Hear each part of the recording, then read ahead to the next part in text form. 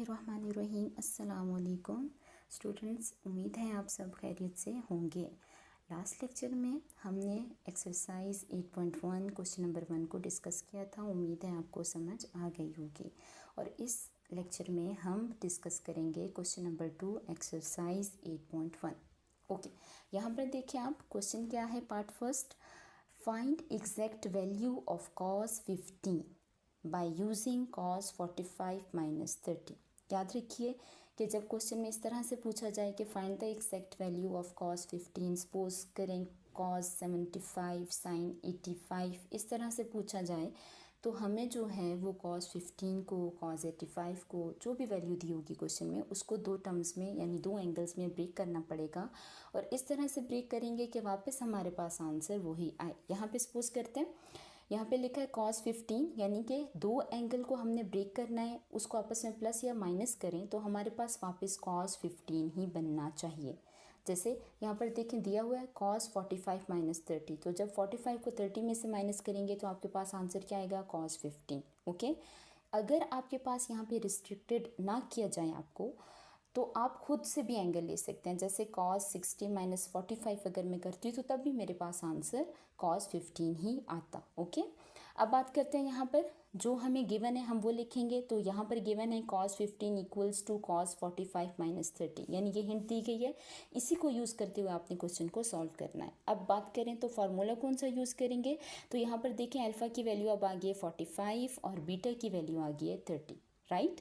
अब हम क्या करेंगे, और बीच में जो हमें माइनस नज़र आ रहा है अल्फ़ा और बीटा के बीच में, तो इससे हमें पता चलता है कि ये फार्मूला यूज़ हो रहा है cos अल्फ़ा माइनस बीटा। तो cos अल्फ़ा माइनस बीटा का फार्मूला आप ऑलरेडी जानते हैं, जो कि है cos alpha minus beta equals to cos alpha cos beta plus sin alpha sin beta. अब हम क्या करेंगे, हम सिंपल अल्फ़ा और बीटा में उसकी वैल्यूज़ को पुट करते जाएंगे। तो यहाँ पर देखें cos alpha 45, cos beta 35, sine alpha 45 और साइन बीटा 35। यहाँ पर आप चाहें तो cos 15 लिख दें, चाहें तो इसको ब्रेक करके लिख दें, आपकी मर्ज़ी। ओके, फिर यहाँ पर कैलकुलेटर पे जब वैल्यू फाइंड करेंगे आप cos 45 की, तो आएगी 1/√2। जब आप cos 35 की वैल्यू फाइंड करेंगे तो √3/2 प्लस फार्मूले का साइन 45 की वैल्यू होती है 1/√2 और साइन 35 की वैल्यू होती है 1/2। अब हम दोनों वैल्यूज़ को आपस में मल्टीप्लाई करेंगे तो हमारे पास आंसर आ जाएगा √3/2 √2 प्लस फार्मूले का, और इन दोनों को मल्टीप्लाई करेंगे तो 1/2 √2। ओके, फिर हम क्या करेंगे, सिंपल एलसीएम ले लेंगे और √3 + 1 हमारे पास आंसर आ जाएगा cos 15 का। ओके, अब अगर हम बात करें क्वेश्चन नंबर 2 पार्ट बी की, तो क्वेश्चन क्या है हमारे पास, use the value of cos 15, जो कि हम पार्ट ए में निकाल चुके हैं। Found in A to find cos 165 by using cos 180 minus 50। तो अगेन यहाँ पर हिंट है आपके पास, क्या हिंट है कि cos 165 कैसे आएगा, अगर हम cos यानी 180 माइनस 15 करें तो हमारे पास 165 ही बनता है, ऐसी बात है। अगेन हम देखेंगे कि हमने कौन सा फार्मूला यूज़ करना है, तो cos अल्फ़ा माइनस बीटा। तो cos अल्फ़ा माइनस बीटा का फार्मूला क्या होता है, cos alpha cos beta plus sin alpha sin beta, और अल्फ़ा की वैल्यू यहाँ पर क्या आ जाती है 180 और बीटा की वैल्यू आ जाती है 50। ओके, ये यहाँ पर मैंने मेंशन कर दिया है। ओके, तो अब फॉर्मूले में डालते हैं सिंपल वैल्यूज़, तो cos 165 भी लिख सकते हैं आप, चाहें तो cos 180 माइनस 15 भी यहाँ पर लिख सकते हैं। ओके, फिर यहाँ पे cos अल्फ़ा की वैल्यू आ गई 180, cos बीटा की वैल्यू आ गई cos 15 प्लस sin अल्फ़ा की वैल्यू आ गई 180 एंड sin बीटा की वैल्यू आ गई sin 15। ओके, तो अगर आप वैल्यू निकालेंगे कैलकुलेटर पे cos 180 की, तो वो आता है -1, cos 15 की वैल्यू आती है √3 + 2/√2। और ये वैल्यू हमने कहाँ से उठाई है, हमने यूज़ किया है यूजिंग पार्ट ए। ओके, और यहाँ पर साइन 180 की वैल्यू अगेन 0, साइन 15 की वैल्यू हमने साइन 15 यहाँ पर लिखे रहने दिया है, क्योंकि यहाँ पर 0 तो जब इससे मल्टीप्लाई होता तो 0 ही आता। आप चाहते हैं वैल्यू फाइंड करना तो आप वैल्यू साइन 15 की वैल्यू फाइंड करके कैलकुलेटर पर यहाँ पर डाल सकते हैं। ओके, तो यहाँ पर जब -1 को इस वैल्यू से मल्टीप्लाई करेंगे तो माइनस की वैल्यू आ जाएगी, और plus 0 multiply sine 15 equals to 0। तो यहाँ पर चाहें तो ये आपके पास आंसर है। अगर आप 0 को छोड़ देना चाहें और ब्रैकेट में सिंपल शो करना चाहें तो यहाँ पर ये आपके पास आंसर है। अदरवाइज़ अगर आप यहाँ पर ब्रैकेट को ओपन करना चाहते हैं तो -√3 - 1/2 cos 165 की वैल्यू है। ओके, अब अगर हम बात करें part number C question number 2, तो वो क्या कह रहा है, use the value of cos 15 found in A. Again जो हमने पार्ट ए में cos 15 की वैल्यू फाइंड की है वो यहाँ पर पुट कर देंगे। Then find cos 345 by using cos 360 - 15। तो याद रखें यहाँ पर 360 को जब भी हम माइनस करेंगे 15 में से तो हमारे पास आंसर 345 ही आएगा। ओके, तो हिंट को पहले हमने इस तरह से मेंशन कर दिया कि cos 345 इक्वल्स टू cos 360 - 15।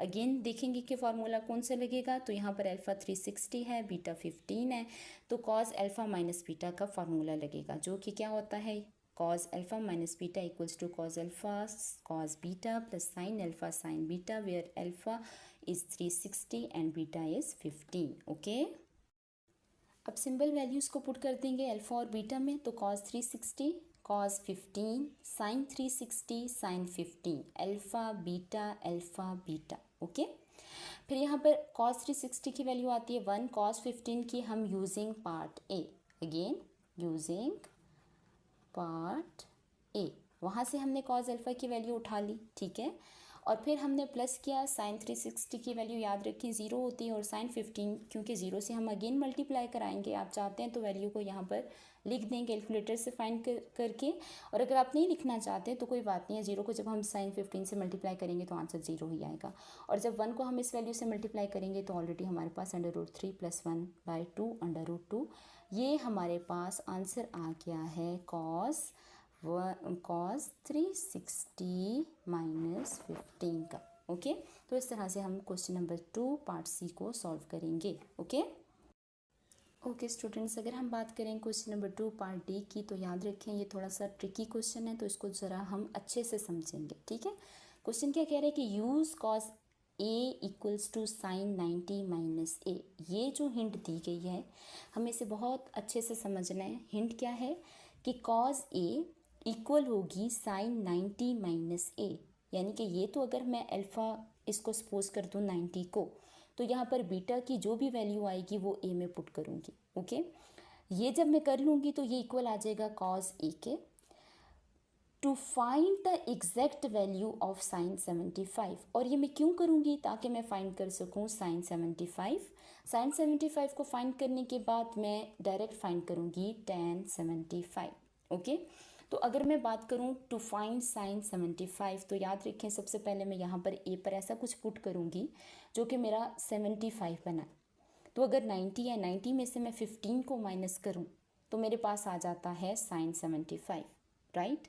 तो यहाँ पर देखें sin 75 इक्वल्स टू sin 90, और a में पुट कर दिया 15। यहाँ पर मैंने लिख भी दिया है कि a इक्वल्स टू 15 है। ओके, और अगर ये देखा जाए तो sin 90 - a किसके इक्वल था, cos a के, तो इसका मतलब हुआ कि यहाँ पर sin 90 - 15 equals to cos a मैं लिख सकती हूँ, ठीक है।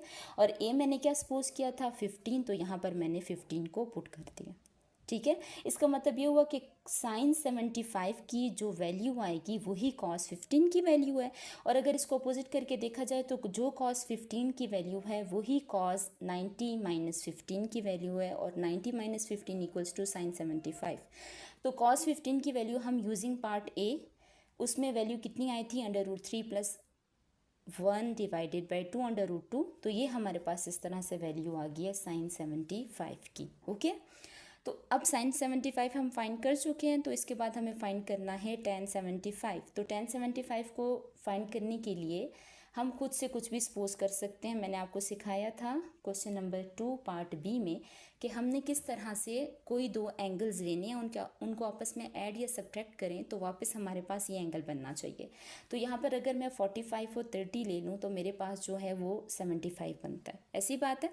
तो मैंने क्या किया, सिंपल tan का फार्मूला यूज़ किया। देखें यहाँ पर प्लस का साइन था, इसी वजह से मैंने tan अल्फ़ा प्लस बीटा का फार्मूला लिया, ठीक है। और वो फार्मूला होता है tan alpha plus tan beta divided by 1 minus tan alpha tan beta. Alpha में 45 पुट किया क्योंकि यहाँ पर अल्फ़ा की वैल्यू 45 है, बीटा की वैल्यू 30 है। तो यहाँ पे 45 30 45 30 tan 45 को फाइंड करें तो 1 आता है, 1030 को कैलकुलेटर पे फाइंड करें तो √3 आता है। 1 माइनस जब 1045 यानी कि 1 मल्टीप्लाई बाई 1030 जो कि √3 है उसको मल्टीप्लाई करेंगे तो √3 आएगा। और इस तरह से ये वैल्यू है हमारे पास 1075 की।